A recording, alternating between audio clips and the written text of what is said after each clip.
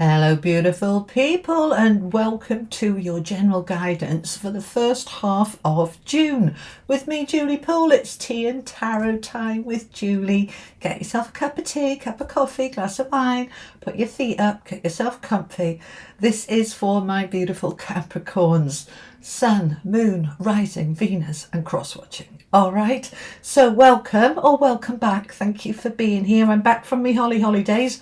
Very rested and feeling good. Thank you for all your well wishes. Check out my channel update if you haven't seen it. I'm going to link it at the end here because I'm changing up the way that I'm working and you might want to know. Okay. All right then, let's bring the camera down. Let's have a little look what we've got going on for Capricorn, please. For the first half of June for my Capricorns. Okie dokie. So let's see what we have. Okay.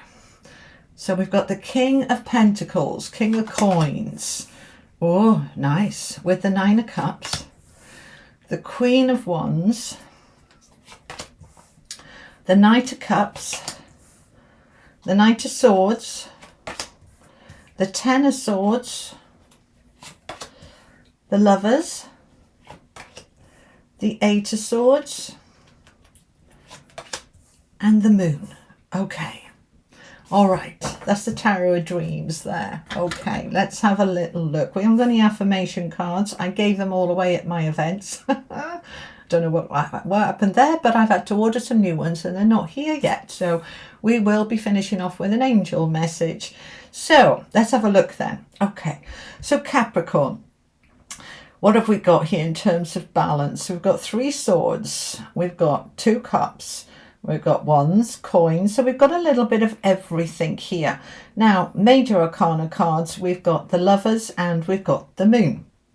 But we're starting off with the lovely King of Coins. Very Capricorn energy, earth, grounded. It's all about the finances and making sure you're stable, you're in the flow, there's enough money. It's all feeling really good. Okay, so you are working on your security and stability. You're working on your finances. You're making sure you've got your ducks in a row and everything is flowing.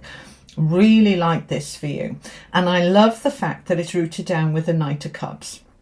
Now, Knights are about action, and in the center of your reading you've got the Knight of Swords, so another knight, so very action oriented this reading for you. Now when we add in the Queen of Wands, who is all about that dynamic, determined, powerful, I can do it, I'm having it, this is a very powerful reading for you. Okay, now we're not talking big major arcana stuff here. We're talking more about the day-to-day nitty-gritty, the day-to-day stuff. All right, now this is the difference for those of you who don't know. Your minor arcana cards, which you've got predominantly, is about the day-to-day detail. All right, major arcanas are about the significant stuff. All right, the bigger stuff. So we've got the Lovers and the Moon. Now the Lovers can be about loving relationships romantically, but it can also be about making a decision from the heart, not the head. Now when we couple it with the Moon, which is about your intuition, what's unseen, what's unknown, your trust, allowing yourself to move forward without all the answers, just on that trust and flow, then we start to see that this is about bringing everything together, about moving you into the space that you want to be in. All right, the Swords here, this is about your thinking, your logic, your intelligence, you knowing what you want, you getting clear in your mind, because it's been a struggle. We've got the Ten of Swords here, and we've got the Eight of Swords, where you felt stuck, where you felt trapped, where you felt I can't move forward. But things are shifting now. Okay, things are shifting. So let's go into it in more detail. This King of Coins, very Capricorn energy, stability, security, money. Making sure in terms of your work that you're being paid well, that you're being paid properly. If this is about your property or if this is about your investments, that money is where it needs to be. So you're very much focused on, have I got enough? Is there enough flowing? Is it right? and I'm going to feel into it. All right. The cups are all about your emotions and your feelings. Does it feel right? Am I in a good emotional place? And the Knight of Cups is taking action on your happiness, your fulfillment. Do I feel good? So I may well have the money, but do I feel good? And if I don't feel good, then I'm going to make a decision from my heart about stepping into what feels enriching for me, financially and emotionally. I want it all. Yeah, I want to have the money and security, but I want to feel happy and fulfilled as well. And why not? The universe doesn't work on lack and limitation. It works on full abundance, and you absolutely can have it all. So I want you to make a decision here. First of all, we're taking action on my happiness. So am I happy? Am I fulfilled? And if I'm not, what am I going to do about it? Where do I feel stuck or trapped? Where do I feel let down or betrayed? Is that getting in the way of my happiness? Can I release it? Can I choose to move past it and say, right, okay, I'm letting that go because I've got a dream. I've got a wish. I've got a hope. I know what I want. So do you know what you want? This is the bit. It's rooted down with the Knight of Swords. Getting clear. Taking action on that dream, that goal. Your Nine of Cups is a wish, a hope, a dream, an aspiration, a goal. Yeah. When I was teaching in Orlando last week, I was telling people, get clear about your goals. If you don't know what you want, the universe sure as heck doesn't know. So you've got to get clear. All right, and you can make a list as long as your arm about your goals, and then focus on one. Put all your attention into it. Then focus on another one. Put your attention into it. So for now, this is one dream, one goal. So what is it for you?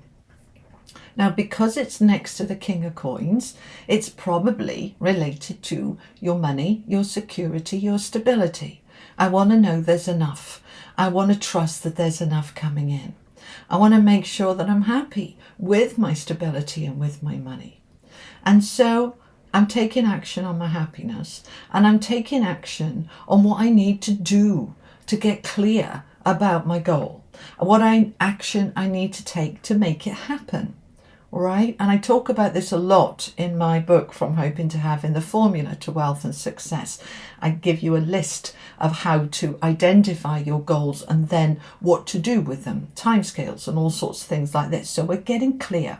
What's the dream, Capricorn? What are you doing about it? Because the Knight of Swords would be things like, I am applying for that job. I am getting on the phone to that recruiter. I am speaking to that mortgage advisor. I am sending an email off to that realtor if I want a new home. What is it that I want? And where have I been stuck? The Eight of Swords is that stuckness, okay? Where have I been stuck? What's not flowing? What's not working?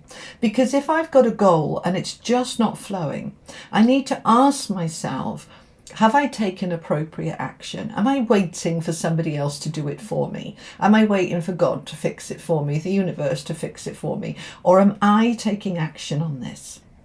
And if I am taking action and it's still not flowing, is it the right goal for me?